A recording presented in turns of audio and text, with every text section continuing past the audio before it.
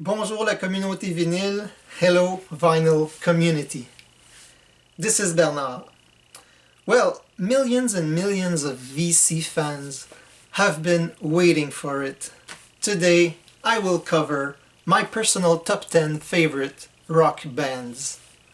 But first, back in August, I participated in Mr. Hall of Fame's contest, and I would like to thank everyone who watched my entry, especially Tavis at Vinyl Talk with Tavis, Metal and GA, Speaker's Corner, Vinyl Victim, The Vinyl Verse, Mama Bear Vinyl, gotta love that name, Miss Lady Soul, such a nice lady, Tiger Tiger, Reverse the Polarity of the Neutron Flow, this is a mouthful, and H2 Vinyl. I would also like to give a shout out to Mr. Phil West. Phil is a cool guy from British Columbia, Canada. He has a series of very interesting VC videos on his channel. In particular, he shared his own ranking of favorite bands and albums, and it's been fascinating to get to know him. He knows his stuff, and he's obviously a great fan of vinyl records. He's a huge Queen fan too. I will put a link to his channel below. Make sure you check him out. Before we begin, let's quickly recap numbers 20 to 11 of my top 20. Heart, Queen, Blue Rodeo, Night Ranger, Helix, Triumph, Fleetwood Mac, the Buckingham Nicks era, Harum Scarum, Styx, and The Who. So here's my top 10. And as you may recall from part 1, for each band I'm going to show you the very first album that I discovered by that band. At number 10, the proggish yet very approachable Saga.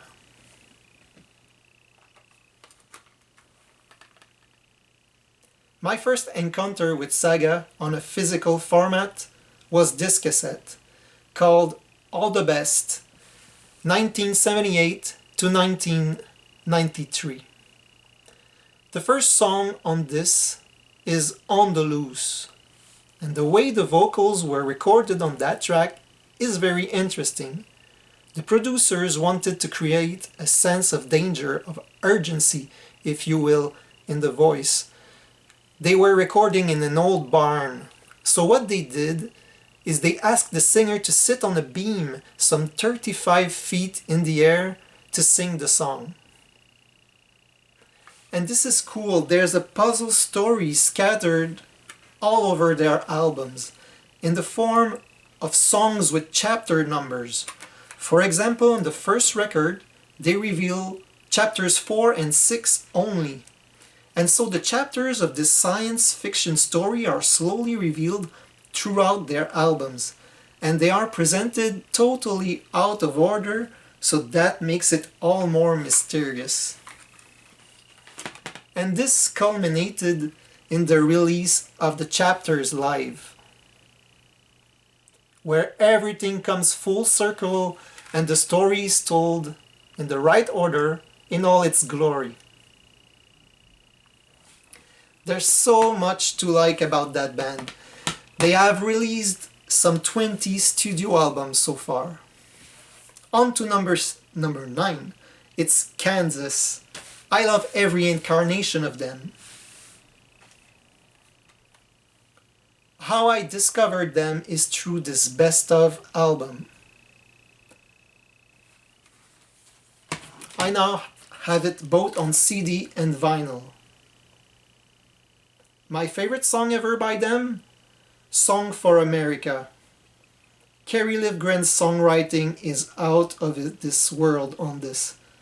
Roby Steinhardt's violin reinforced a definite signature sound, and Steve Walsh's vocals make it soar. They have prog elements, but they're very much themselves. They grew up loving classical music and also musicians like Wilson Pickett, Stevie Wonder, Otis Redding. So their influences went well beyond traditional British prog. And I love how their music has a lot of structure to it and many layers. They're a band down to earth. They were literally in the middle of nowhere in Kansas, and still they got noticed by Wally Gold and Don Kirshner from New York City. So Kansas for me sits comfortably at number 9. My number 8 has to be Dire Straits. Mark Knopfler just has a way to capture my interest with his guitar playing, and I can say the same thing about his singing. It's a strange thing really, because he doesn't have the kind of voice that I would typically be fond of, but something clicked. And I love Mark Knopfler's solo work almost just as much. My favorite Dire Straits album is probably Love Over Gold. But the first one that I listened to is Brothers in Arms, that I'm showing for at least the 3rd time on this channel.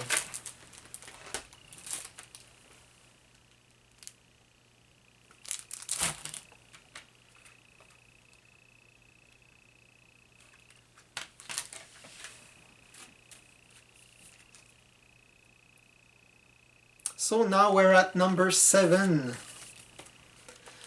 The reason why I turned my attention to that band in the first place was because I loved their band name so much. In the beginning of the 90s, I had heard a few of their songs a couple of times on the radio, and that's it. I bought this. Journey's Greatest Hits. And that's how it all began for me with Journey. Now I have this compilation on vinyl too. Steve Perry and Neal Schon created magic. On this you have one of my favorite tracks ever by them, Only the Young. So good. Jonathan Cain penned this song with Perry and Schon. A 16-year-old boy who was suffering from a severe form of cancer was the first person to listen to that recording outside of the band's entourage. He was a huge Journey fan. The band visited him at the hospital with that song, Only the Young, in a Walkman. The poor boy died the day after. The band was deeply affected by this experience, and they were very humbled by it. So there you go. Journey is my personal number 7. On to number 6. Jim Peterick remembered a line in the liner notes of his solo album. Jim Peterick is a survivor. Indeed he was. He almost made the flight that killed most of the band Chase. He was scheduled for that flight until last minute. And that's how Survivor became Survivor. Number 6 on my top 20 favorite rock bands. I loved Eye of the Tiger so much as a kid. My cousin Michel noticed it. And so he gave me this LP when I was maybe 10 years old. And I still have it to this day. I don't know if my cousin will ever watch this, but I thank him again for this gift from more than 30 years ago now. So that was my introduction to the band. I love Survivor to death.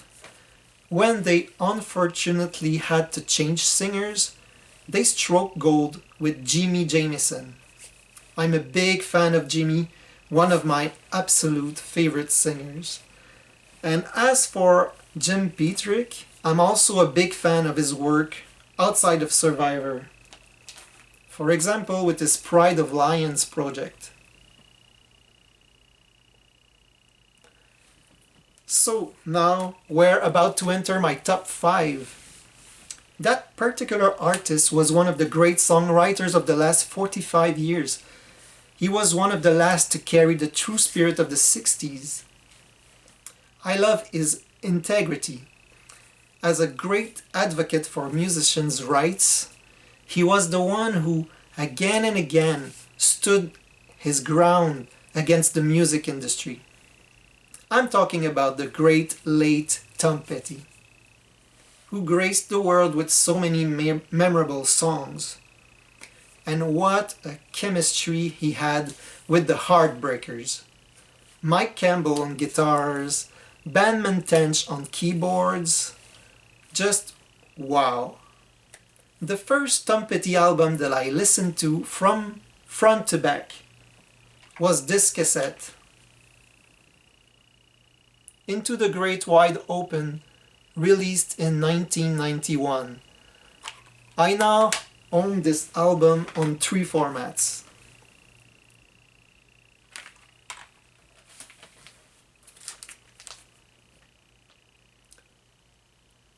After learning to fly, I was hooked. This one was more a Tom Petty / Jeff Lynne collaboration than anything else, but I didn't know that at the time. Anyway, I've been a fan of Tom ever since.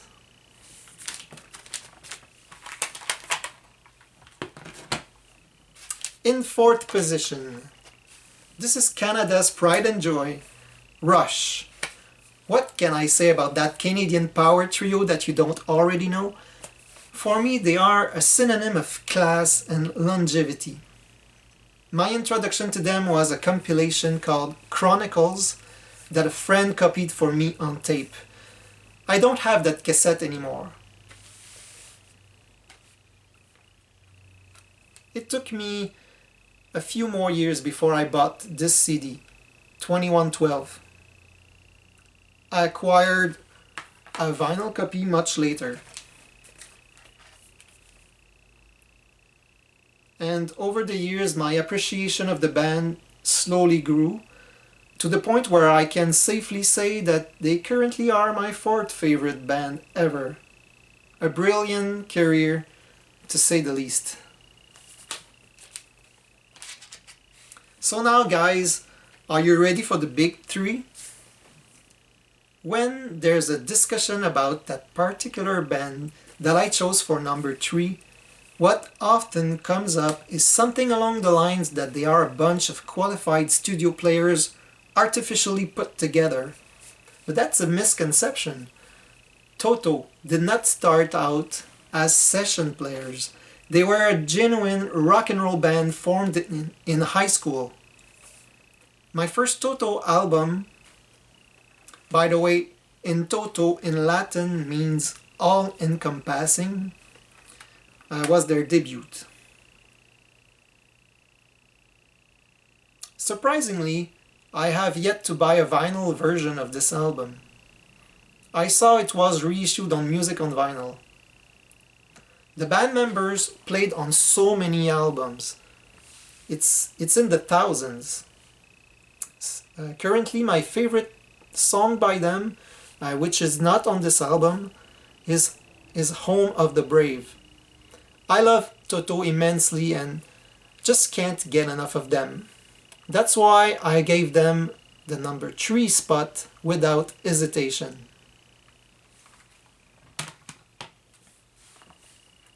My top 2 was also very easy for me to come up with. My number 2 is one of the quintessential British progressive rock bands. It's Yes. Even though I listened to their albums 100 times, I'm still amazed today at how much they resonate with me. I had heard Owner of a Lonely Heart when I was a little boy, and I got a 45 of their radio hit Love Will Find a Way. But the first time that I really experienced Yes was when I bought this double CD compilation.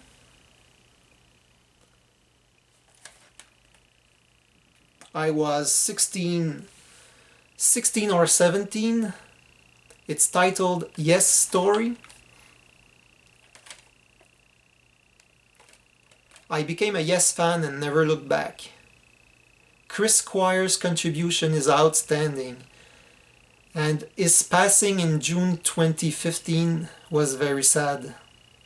So Yes is leaving behind a tremendous collection of music. And there's only one band that I rank higher than Yes in my heart. Those who know me just a little bit know exactly who they are. I was 10 or 11 in 1986 or 1987 when I became interested in the song Amanda. This song was on Boston's Third Stage album, and that album found its way into our home soon after its release in the cassette format, because it was the selection of the month in the Columbia House Record Club. I was fascinated by the sound of the vocals and guitars. I was intrigued by how spaceship sounds could be produced without the help of synthesizers. Songs were following each other seamlessly in a way that I never experienced before. I don't have that cassette anymore, and it's a shame because I have no clue what happened to it. And I went on to other things. Then in 1992, I bought my first two CDs. One of those two CDs was Extreme's second album, and the other one was an album I knew would be awesome to rediscover and to listen to on my brand new CD mini home system, Third Stage. This is my very first copy. I bought a couple more as years went by.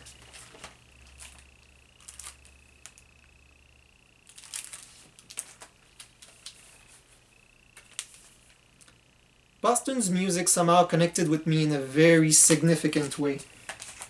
I wanted more, so I discovered they had released a couple of albums before Third Stage. So I grabbed Don't Look Back, just because it was their previous album. Then I said to myself, hey, why not try the first one? Chances are it's good. And good it was. I had no idea Boston was a bestseller. To me, they just felt as my band. Something clicked for sure. It's almost like since then I've been exploring music in some kind of quest to top my experience with Boston. And I've never been able to truly surpass it.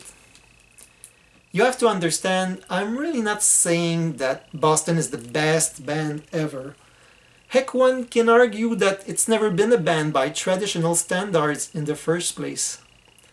What I'm saying is that my personal connection with those Boston albums is so strong for mysterious reasons that I feel totally comfortable in giving Boston the top rank in my list of favorite bands. And so there you go, VC. For stats lovers, I counted that my top 20 rock bands accounts for 269 studio albums for an average of 13.45 albums per band. And when you add up live albums, solo albums, spin-off projects and so on, in no time you're close to 500 albums. Take any year from 1965 to 2017 and you'll find at least one of those 20 bands that released a studio album on that year. The late 70s and early 80s were strong periods for my favorite bands. For example, both in 1978 and in 1982, no less than 12 out of those 20 acts had released a studio release.